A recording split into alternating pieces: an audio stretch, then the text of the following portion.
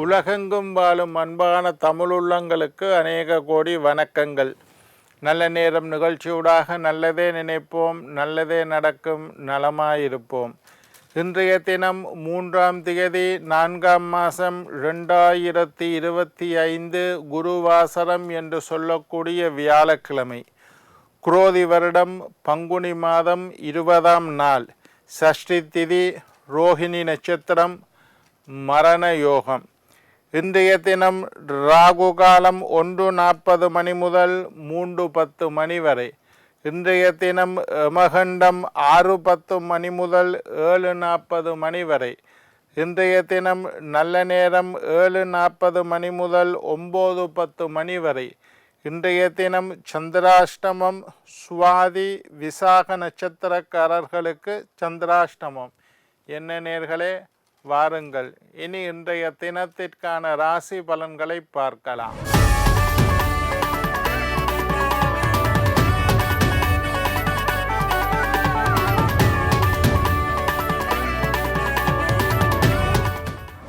மேஷம் உறுதி, ரிஷபம் பெருமை, மிதுனம் சுகம், கடகம் உயர்வு, சிம்மம் தெளிவு, கன்னி சுபம், துலாம் இரக்கம், விருச்சிகம் அலைச்சல், தனுசு பயம், மகரம் அமைதி, கும்பம் குழப்பம், மீனம் சாதனை.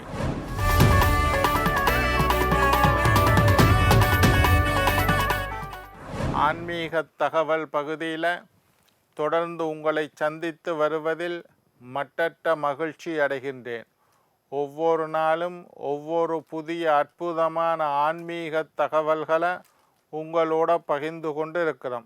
அந்த வகையில் இன்றைய தினமும் சில நல்ல விஷயங்களை உங்களோட பகிர்ந்து கொள்ளலாம் என்று காத்திருக்கிறேன்.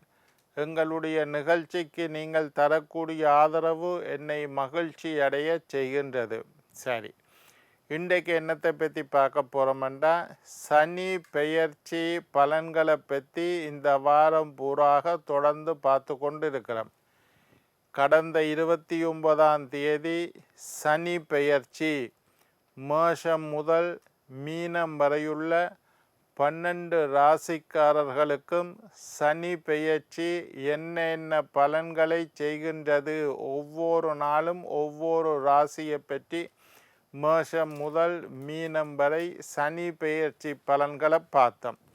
அதுக்கு பிறகு யாராருக்கு அட்டமத்து சனி, யாராருக்கு 7.5 சனி, யார் யாருக்கு கண்ட சனி, யார் யாருக்கு அர்த்தாஷ்டம சனி, என்னென்ன ராசிக்காரர்களுக்கு என்றதை பற்றி விரிவாக பார்த்தோம். இன்றைக்கு பரிகாரத்தை பற்றி பார்க்க போகிறோம். சரி ஐயா, நீங்கள் எங்களுக்கு 7.5 சனின்னு சொல்லிட்டீங்கள், நாங்கள் என்ன பரிகாரத்தை செய்ய வேண்டும்?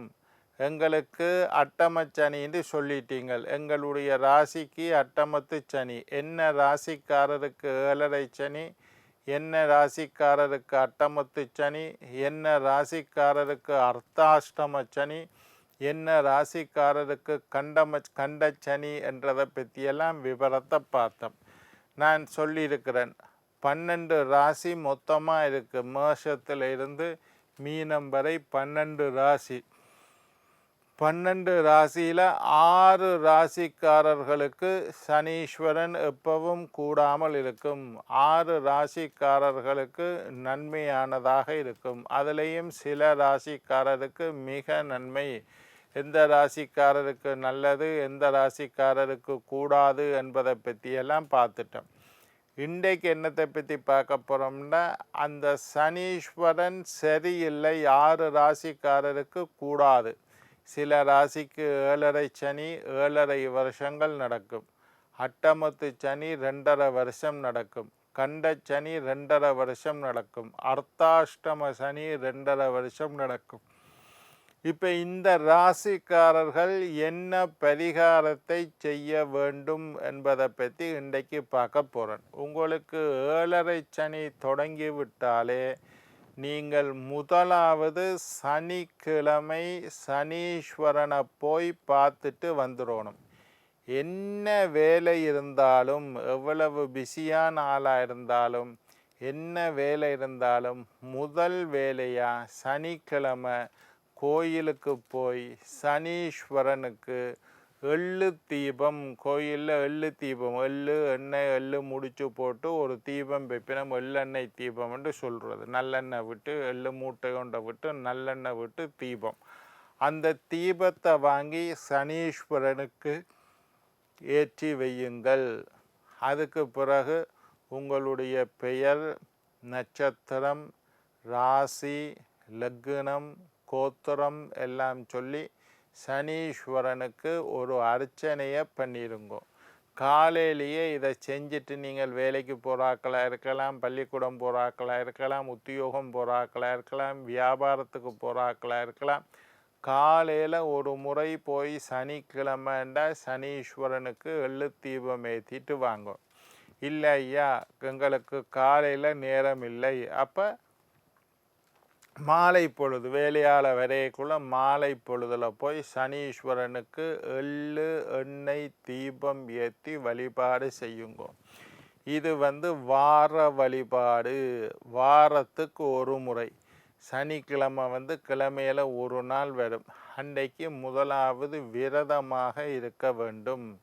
விரதம் இருக்க முடியாட்டி சைவ உணவுகளை எடுத்துக்கொள்ளுங்கள். சில பேருக்கு சுகர் இருக்குது ஐயா, ப்ரெஷர் இருக்குது, எனக்கு விரதம் இருக்க முடியாது, அசைவத்தை தவிர்த்து விடுங்கள். உங்களுக்கு ஏழரை சனி தொடங்கிட்டுதா, அட்டமத்து சனி தொடங்கிட்டுதா, அர்த்தாஷ்டம சனி தொடங்கிட்டுதா, கண்டச்சனி தொடங்கிட்டுதா, முதல்ல சனிக்கிழமை அசைவம் உண்ணக்கூடாது. விரதமாக இருக்க முடிஞ்சால் காலையில் மட்டும் சாப்பிடாமல் இருங்கோ. மத்தியானம் வாழையில் போட்டு சாப்பிடணும். பின்னேரம் ராத்திரியும் சாப்பிடலாம். காலை உணவை மட்டும் தவிர்த்து விடுங்கள். விரதம் இருக்க முடியாது, எனக்கு ப்ரெஷர், சுகர், டயபெட்டிஸ் எல்லாம் இருக்குது ஐயா, அல்சர் இருக்குது, கேஸ்ட்ரிக், விரதம் இருக்க முடியாது. அப்போ சாப்பிடுங்க, பிரச்சனை இல்லை, குறைவாக உண்ணுங்கள். ஆனால் அசைவ உணவை கண்டிப்பாக தவிர்க்க வேண்டும். சைவ உணவை எடுத்துக்கொண்டு சனிக்கிழமை கோயிலுக்கு போய் எள்ளு தீபம் ஏற்றிட்டு சனீஸ்வரனை வணங்கி விட்டு அதுக்கு பிறகு மூலஸ்தானத்தில் என்ன கோயிலுக்கு போகிறீங்களோ, இது ரொம்ப முக்கியம். நீங்கள் அதாவது சனீஸ்வரனை மட்டும் கும்பிட்டு வந்துடக்கூடாது. என்ன கோயிலுக்கு போகிறீங்களோ முதல்ல சனீஸ்வரனை கும்பிட்டு என்ன மூலமூர்த்தி, சில பேர் பிள்ளையார் கோயிலுக்கு போவீங்க, அங்கே இருக்கிற நவக்கிரகத்தில் உள்ள சனீஸ்வரனுக்கு அர்ச்சனை பண்ணுவீங்க. மூலமூர்த்தி விநாயகரை கும்பிட வேண்டும். சில பேர் முருகன் கோயிலுக்கு போவீங்க, அங்கே உள்ள சனீஸ்வரனுக்கு அர்ச்சனை பண்ணுவீங்க. மூலஸ்தானத்தில் உள்ள முருகனை கும்பிட வேண்டும். சில பேர் சிவன் கோயிலுக்கு போகலாம், பெருமாள் கோயிலுக்கு போகலாம், முத்துமாரியம்மன் கோயிலுக்கு போகலாம், பிள்ளையார் கோயிலுக்கு போகலாம். எந்த ஆலயத்திற்கு சென்றாலும் சனீஸ்வரனுக்கு மட்டும் அர்ச்சனையை பண்ணிட்டு எனக்கு ஏழரை சனின்னு வரக்கூடாது. அங்கே இருக்கக்கூடிய மூலமூர்த்தி, மூலஸ்தானத்தில் என்ன தெய்வம் இருக்குதோ அந்த தெய்வத்தையும் மனமுருகி பயத்தோட பக்தியோட நம்பிக்கையோட எனக்கு ஏழரை சனி வந்துட்டு சனீஸ்வரனால் பெரிய பிரச்சனைகள் எதுவும் வரக்கூடாது என்று மூலமூர்த்தியையும் பிரார்த்தனை செய்துவிட்டு வர வேண்டும். இது நம்பர் 1, முதலாவது பரிகாரம். ரெண்டாவது, இது வார வழிபாடு, வாரத்துக்கு ஒருக்காதான் சனிக்கிழமை வரும். அடுத்தது இன்னொன்று இருக்கு, மாத வழிபாடு, மாதத்துக்கு ஒருக்கா தேய்பிறை அஷ்டமி, மறந்துடாதீங்க. தேய்பிறை அஷ்டமி அன்றைக்கு கால பைரவர், இது மாலை பொழுதில் செய்கிறது தான் ரொம்ப விசேஷம். வசதி என்றால் காலையிலையும் போய் கும்பிடுங்க, ஆனால் மாலை பொழுது ரொம்ப விசேஷம். திதி வழிபாடுகளும் மாலையில் செய்யணும், நட்சத்திர வழிபாடுகளை காலையில் செய்யணும்னு ஒரு விதி இருக்குது. தேய்பிறை அஷ்டமி மாதத்தில் ஒருக்கா வரும். ஒரு மாதத்தில் 2 அஷ்டமி வரும். வளர்புறையில் ஒரு அஷ்டமி, தேய்பிறையில் ஒரு அஷ்டமி வரும். தேய்பிறை அஷ்டமி கால பைரவர், சிவன் கோயிலில் இருக்கிற கால பைரவர் தான் ரொம்ப விசேஷம். அப்படி இல்லாட்டி முருகன் கோயிலோ பிள்ளையார் கோயிலுக்கோ போங்கோ, இது பக்கத்தில் இருக்கோ. பைரவர், கால பைரவருக்கு சில இடத்துல மிளகு தீபம் ஏற்றுவார்கள். அப்படி மிளகு தீபம், எள்ளு மூட்டை, எள்ளு தீபத்துக்கு எள்ளு மூட்டை ஒன்றை வச்சு நல்லெண்ணெய் ஊற்றி ஏற்றுற மாதிரி மிளகு மூட்டை ஒன்றை வச்சு நல்லெண்ணெய் வைத்து தீபம் ஏற்றுவார்கள். அதையும் செய்யலாம். அப்படி இல்லாட்டி கால பைரவருக்கு ஒரு நல்லெண்ணெய் தீபம், நெய் தீபம் இல்லை, நல்லெண்ணெய் தீபம் ஒன்று ஏற்றி பைரவரை வழிபாடு செய்யுங்கள். 7.5 சனி, அட்டமத்து சனி, கண்டச்சனி, அர்த்தாஷ்டம சனி, இந்த மாதிரி 6 ராசிக்காரர்கள் சனி எங்களுக்கு சரியில்லை என்றால் மாசத்துல ஒரு முறை இதை கொஞ்சம் மினக்கட்டு செய்யுங்கோ. சனீஸ்வரனால் வரக்கூடிய பலவிதமான துன்பங்கள் இல்லாமல் போகும். சனீஸ்வரன் பற்றி நான் ராசி பலன் எல்லாம் சொல்லியிருக்கிறேன். சனீஸ்வரனால் காரிய தடை ஏற்படலாம், உறவினர் பகை ஏற்படலாம், நம்பிக்கை துரோகம் ஏற்படலாம், வீண் விரயம் ஏற்படலாம், அலைச்சல் பிரயாணம் செலவு நஷ்டம் ஏற்படலாம், அவமானங்கள் ஏற்படலாம், ஆரோக்கியத்தில் குறைவு ஏற்படலாம். இந்த மாதிரி பலன் என்னென்ன ராசிக்கு என்ன பலன் உண்டு. இப்போ உங்களுக்கு சனீஸ்வரன் சரியில்லாமல் இருந்தால் கால பைரவர், தேய்பிறை அஷ்டமி கால பைரவர் வழிபாடு செய்யுங்கோ.